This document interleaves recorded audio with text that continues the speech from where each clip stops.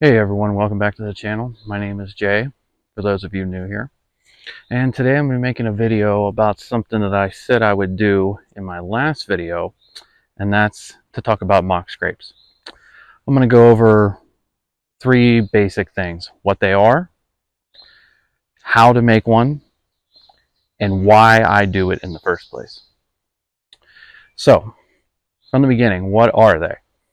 Mock scrape is basically just a representation, an imitation, if you will, of what a buck would make in the woods. A lot of times they do it year round, but most of the time in the pre-rut October time frame, depending on when your rut is in your area, bucks will go around and on the edges of their territory and start scraping up the ground and leaving their scent just about everywhere, as much as they can. The bigger the buck, the more scrapes, also rubs, that he'll make. So my goal is to try to imitate that. How to make a mock scrape to begin with. I've found success with whatever deer seem to rub in your area. That could be like right here, I'm using a grapevine. Something sturdy that they're not going to break off, so no little like twigs or brittle branches. It just won't work because they'll end up snapping it off and then they won't be able to reach it. So grapevines, any kind of oak branches, nothing too big. I can close my finger around. That's about what I'm doing, the size that I look for. And basically, I hang it over a deer trail. Also have a stand location very close nearby. I kind of make it so that the deer have to run into this. They have to rub their face on it, leave what's called their pre-orbital gland scent on here, and then move on.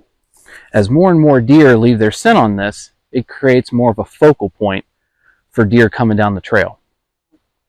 So I take this, hang it on, hopefully there's some kind of tree overhang where your stand location is, and you can hang it over that. But sometimes you have to make do with what you have. I've done before of taking a big piece of paracord and just running it between two trees, hanging the licking branch. That's what this part here is called. Hanging it right there, letting it drop down, works the same way. To take more of a, when I say focal point for the deer to look at, it's to capture their attention and to make them less likely to look at you while you're in the tree. Maybe you're in a more compromising position. Anything to take their focus off of you is a good thing. So I hang this sucker up here with some paracord, real cheap, you can get it on Amazon.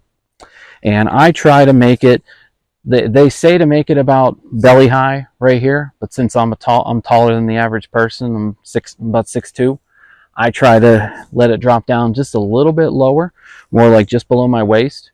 That way every deer can participate in this. Fawns will hit it, does will hit it, bucks will hit it year round. So that's how to make one. And I kind of sort of went over the reason why I used them in the first place, to take focus off of me, potentially. When I'm up in my stand drawing my bow back, if a buck is focused on this, rubbing his scent on it, or just looking at it in general, he's less likely to look at me up there. And yeah, I tend to rough up the ground sometimes. Some people ask me, do I use any kind of scent? I don't. I have before.